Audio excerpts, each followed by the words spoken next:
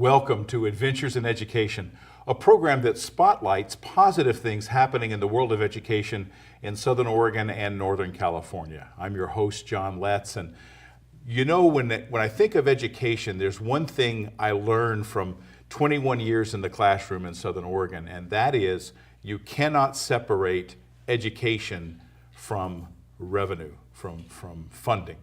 And you also have seen a lot of changes in that whole regard in education over the years. And I have a state representative with me. This is Pam Marshal, is my guest. Pam, I want to welcome you. Thank you. Pam Lovely to be here. I'm very glad you're here. And Pam is a representative from District 5 here in Southern Oregon. And Pam, I am so glad that I'm on your newsletter distribution by email.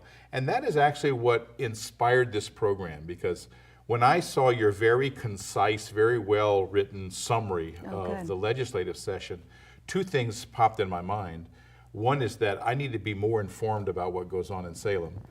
And the other one is so much of it has to do with education, even if it's not an education bill. And like I said in the intro, you know, I moved to Southern Oregon in 1981, back when property tax was the main funding source for education for our public schools.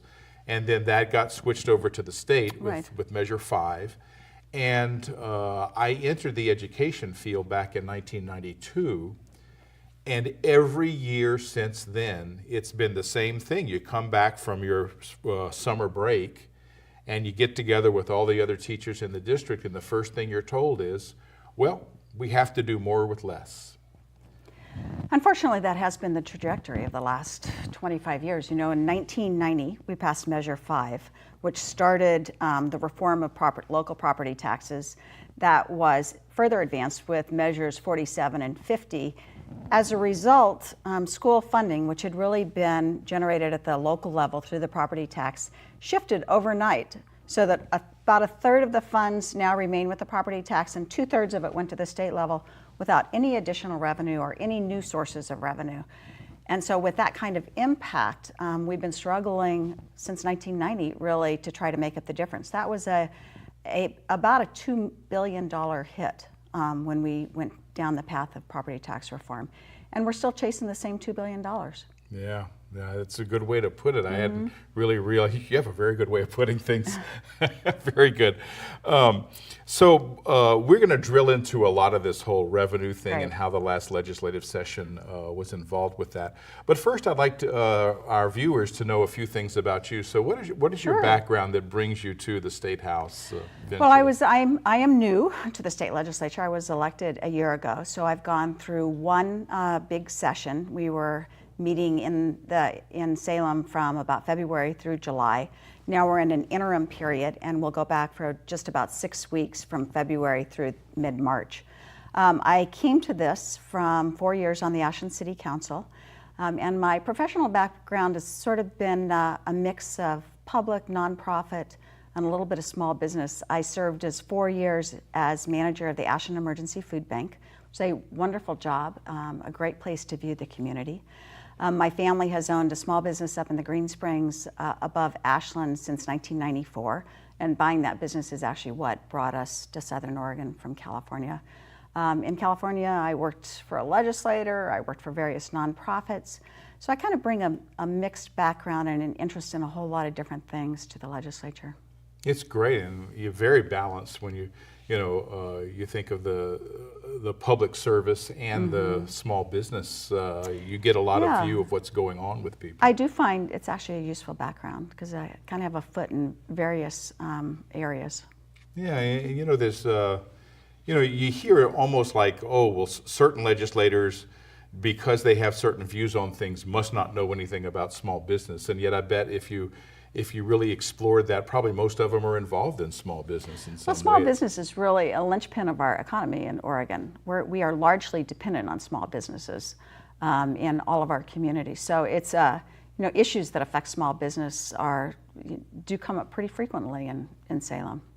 Now, I remember I haven't done the greatest job of following the legislature in session. I've often thought that people in Oregon probably hear more of what goes on in Congress than what goes on in Salem. Right. And probably what goes on in Salem is important enough to keep your eye on. Well, I think that that's really a struggle that we have because we don't have a whole lot of comprehensive news coverage of what goes on in the state capitol. And yet, for a lot of issues, what goes on in the state capitol affects our lives much more directly, probably, than what goes on at the federal level. Education is a good example. You know, we're generating virtually our entire school budget. So we have a little bit of federal help, but really comes from state and local sources out of action at the Capitol. Right now, the state legislature is heavily involved in healthcare decision making. You know, we're running the criminal justice system. So just a whole lot of really important work that's happening at the state level. And now I would say that's even more important because with a lot of action that's happening at the federal level, we find ourselves essentially playing defense at the state level, trying to respond to, as best we can, some of the challenging decisions that are coming down from the Trump administration. You put that so well, because I was thinking the other day, I live in a different world than I did a year ago. And a lot of these things, when we see the budgets coming out of Washington, D.C., especially from the White House, we see huge cuts in services, in funding services that kids really need. So that does put the ball back into Oregon's court as a state. Right. And so I know that I did hear a lot about trying to get more revenue into the state, more funding. Can you explain what happened there? You were involved Sure. with all that. Revenue is really an ongoing discussion here in the state of Oregon, and it's not just because we need more, but it's also because we're really looking for a revenue system that is equitable, that's fair, and that's stable. We have a revenue system that is dependent on the property tax, but we've already talked about how restrained that system has become. At the state level, we don't get property tax. We are, virtually dependent upon the individual and corporate income tax. That's the vast preponderance of our budget out of Salem. And that's a system, when you're dependent on one source of revenue, that by its nature is not going to be very stable. Income tax in particular really vacillates depending on the economic environment. So when we had the big recession, we're among the last states, or maybe the last state, to really be able to rebound from that because the income tax just takes a while to work its way through.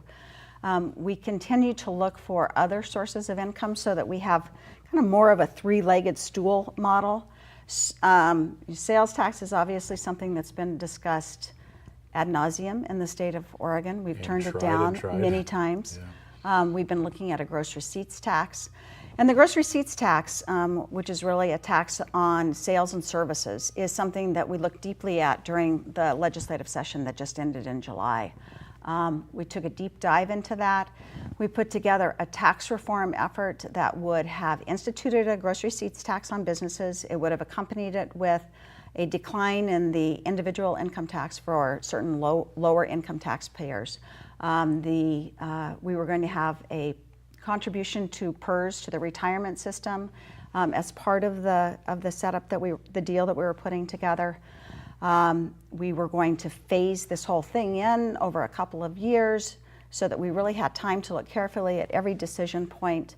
It was, in my opinion, a very good package, and it fell short because of a vote in the Senate. A vote. A vote in the Senate. So revenue is not going to go away as a conversation. It is, as you noted earlier, critical to education because that's 2/3 of our education budget coming out of the state's general fund, or about half of the general fund that's really dedicated to education at one level or another. So, probably not in the short session, but in the longer legislative session in 2019, there's kind of no question that we won't come back to the question of revenue. And the model you tried to get passed, it just barely didn't make it. What kind of stakeholders were on board with that? Well, we thought we were doing a pretty good job at bringing everybody to the table. We'd brought the public employees unions to the table, who had, again, agreed to contribute out of paychecks, which is a very big deal, some money toward the state retirement system, which has some significant financial challenges right now. I think we did not have enough time to really bring a broad array of business to the table, although we did have a lot of businesses that were in support. So we're going to be talking about it again. And we'll probably be talking about as well over time some reforms to the property tax system, because we really are understanding more and more the inequities among individuals and among communities that are inherent in our current property tax system. So lots of work ahead on taxes. So it sounds like we could have a very big overhaul that, I think that could involves be, all of yeah. that. I mean, I think it's important to have that conversation. It is very hard to change a tax system in significant ways because, by its nature, we may not like the taxes that we pay, but we know what they are. Yeah. Going to something that's less known is a big shift. Well, I can tell you I'm glad that will not go away. No. I wish it had gone away with with success. Now, it doesn't sound like you, if this went down with a vote, then it doesn't sound like there was a lot of bipartisan support. No, there really, I would say we struggled to get bipartisan support, and we haven't yet achieved that. And yet I think there is a broad recognition of the state's revenue challenges. And so again, I think it's got to come back. We've got to look across both House and Senate. We've got to look across all parties. We've got to bring people to the table to really acknowledge that if we are ever going to invest in schools, since schools are half of our budget, if we're ever going to reduce class sizes, if we're ever going to extend the school year, we're going to have to figure out a way to spend much more on education. And in particular, I want to add to that my passion, which is the 0 to 5-year-old period of time, that early education period. We're understanding more and more about the science of the brain. 90% of a child's brain development happens before he or she ever gets to kindergarten.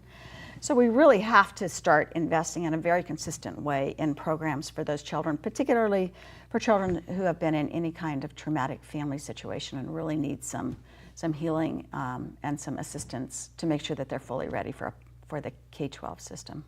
Now, right now, my impression is there's a very different system in K-12 and preschool. Absolutely. Especially in the way of compensation. Someone who works in a preschool is not really going to be making a family wage job, right? Unless they own the place. I think your perception is right on. I mean, K-12 is comparatively well funded if you look at the 0 to 5-year-old. Traditionally we've had a patchwork of services at that level. We have preschools, we have nursery schools, we have daycare, we have home visiting models.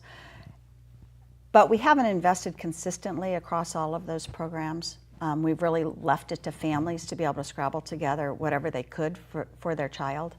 There was a program that was initiated a year ago called the Preschool Promise, and that provides a longer day for 4-year-olds, and it's really targeted at children from diverse family backgrounds. And there was a piece of that legislation that really required that the teachers be remunerated in a way much more consistent, like with a kindergarten teacher, which posed some interesting problems for some of the preschools because they had other teachers on their staffs doing other programs who maybe didn't receive that same level of compensation. Yeah. And yet that's the direction that we have to go. We have to acknowledge that working with 4-year-olds for 6 hours a day is as important to us as anything else that we do with kids. I can tell you, I think of one of my experiences the first year I was doing ESL. And we had some children starting in kindergarten who had not a word of English. So I was asked to be in the classroom to just kind of help them get started, explain in Spanish, what was going on and what the teacher was asking of people. Right. And it was so funny because I had been around all different grade levels before as a regular classroom teacher. And I had been in kindergartens where you would see the kindergarten teacher sit and share a story, and everyone's like the little ducks all on the carpet, all looking and enjoying the story. And I realized that first day, they don't come in like that. They were all like, Look over there, you Right. know, your shoe's untied, you know, Right. in the middle of the story. And it's like they have to be trained for all this. And Absolutely. you see some who have been in preschool and they're kind of looking around, well, don't you know you're supposed to be listening to That's this? right. Children who don't have the option for great preschool experiences, or even worse, who have been in families that may have been fractured in some way, you know, come into kindergarten with a tremendous disadvantage compared to other, you know, children from more resource families or families that have been able to provide for them. And we see children, you know, by third grade, it's possible, certainly possible to look at a classroom and assess who's going to be successful on the long term in the public school system, because those patterns are established way early. Yeah.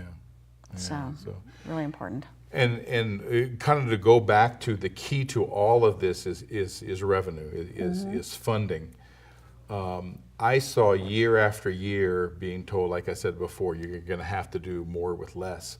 Well, you know, that all sounds great on a public level. You know, someone reading the newspaper or watching TV goes, oh yeah, everyone should be doing more with less. When you're in that classroom and you have to look those kids in the eye and realize, I don't have the resources to help you right now. Right. And when you need the help is when you need it. You know, that's the whole key. And a lot of times when in instruction is a child, when they're not getting the concept, they're not getting the way you do something. Right. If they can get the help when they're struggling with that, then they can turn around pretty quick, and then you just have to practice the right way. If they're not getting that help, then they either get terribly frustrated, in which school's a very bad experience for them, or they learn the wrong way and they practice the wrong way. And then you've got 10 times as much work undoing the wrong way to do something and teaching the right way to do something. And I can tell you, Pam, year after year, seeing fewer instructional aids, Right. fewer programs to help kids who have particular challenges, bigger and bigger classrooms. And I don't mean the physical room, I mean more and more kids in the classroom. It's got to change. And a friend and I were talking not too long ago about when we came to the state of Oregon, Oregon had an extremely good standing, a good reputation nationally. It was among the top schools in the country in the ways that those were measured. And you know, you've seen the latest thing with the high school graduation rates, which is, you know, maybe not the easiest thing to understand, because some people do need 5 years to get through high school for things that have nothing to do with instruction. Nonetheless, we no longer enjoy that prestige that Oregon schools once had, and it gets down to funding, I believe. Well, funding inevitably is a big part of it, and we are seeing, you know, there are parts of the system that we have been able to invest in. We've largely invested in our teachers because we understand how critical they are to the classroom. But we really haven't invested in reducing class size. We haven't invested in extending the school year. And I think that, you know, that class size, a child-adult ratio, that is the ability of a child to access an adult and to make sure that every child is known within the educational context, those are critical if you look at any sort of educational research. So, you know, that's about money. And a couple of things that had to do with money that have happened recently. Year ago, pretty much, as we're doing this program, a little more than a year ago, we had the attempt of Measure 97. Corporations poured money into Oregon. I mean, absolutely poured money in to defeat that, and they succeeded. So that didn't work. Interestingly, though, Measure 98 and 99 did pass. So maybe you could tell us what role has this passage of let's just start with 98. How has that panned out? Well, 98, of course, was a measure that was on the ballot that puts money into primarily to high school environments for dropout prevention, for academic preparation for college college credit programs, and for skill-based training programs. So there are kind of three focuses of that, and it passed handily. We then had a real challenge because the measure did not come with any funding source. So we had to really debate it within the legislature and figure out how much money we were able to put forward toward it. To fund Measure 98 fully would have been about $300 million. We were able to allocate $170 million, and that's now been distributed to high schools across the state.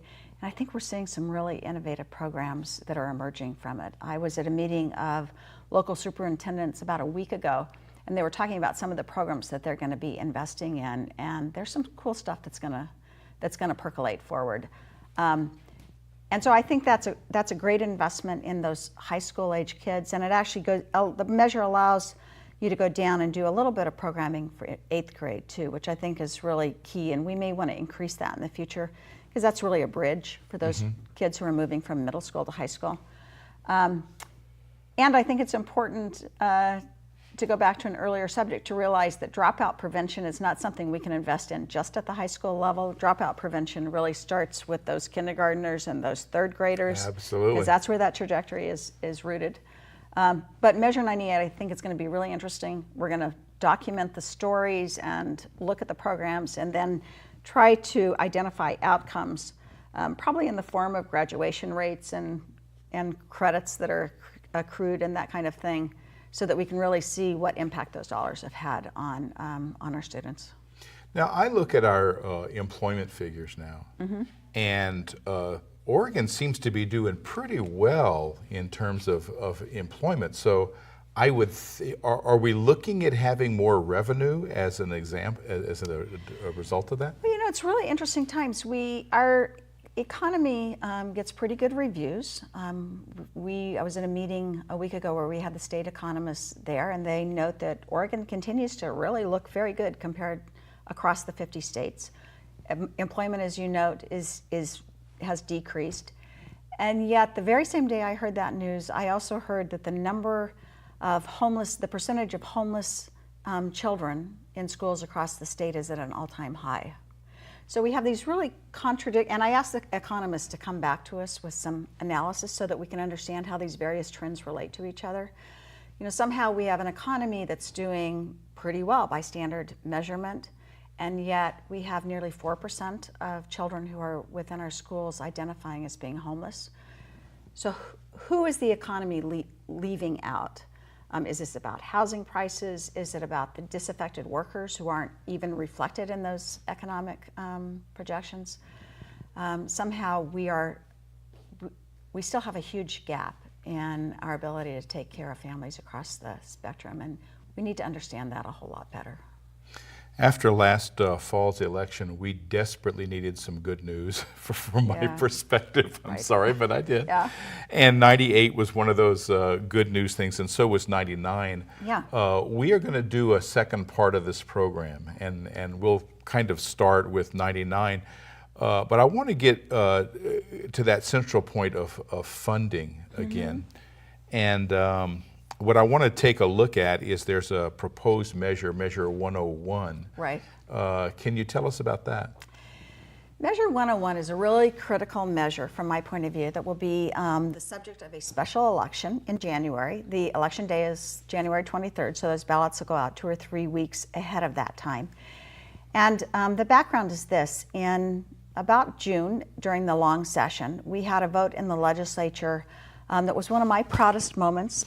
We voted to extend some assessments and institute some tax assessments that would allow us to continue to keep whole our healthcare system. To back up just a little bit, Oregon is a state that took advantage of the opportunity to really expand our Medicaid system or Oregon Health Plan system under the Obama administration. So we now have about 1 million Oregonians who are getting coverage out of that system. The vote in June enabled us to maintain funding for that. Shortly thereafter, a couple of my colleagues decided that they were going to take this vote to the voters and managed to get enough signatures to place it on the ballot. So in January, what we're seeing is a referendum of the legislature's decision. A yes vote will keep the health system whole. A no vote will send us back to discussion, and I don't know what happens then. Okay. Well, then I imagine that highlights how important that measure is going to be. Measure really 101. important. From my point of view, it's a critical vote. Well, Pam, thank you very much. Pam Marsh, Thank you. representative for District 5, and we have so much more to cover, and it's particularly as it relates to education. So we are doing a second part of this show. So just check the guide at RVTV. You can find that at rvtv.sou.edu, and that'll get you into where you'll find where these programs can be viewed and when and all that. So I want to thank my guests, and I want to thank you, our viewers, for becoming more knowledgeable about these issues, particularly with education. And I'll see you next time on Adventures in Education. I'm John Letts.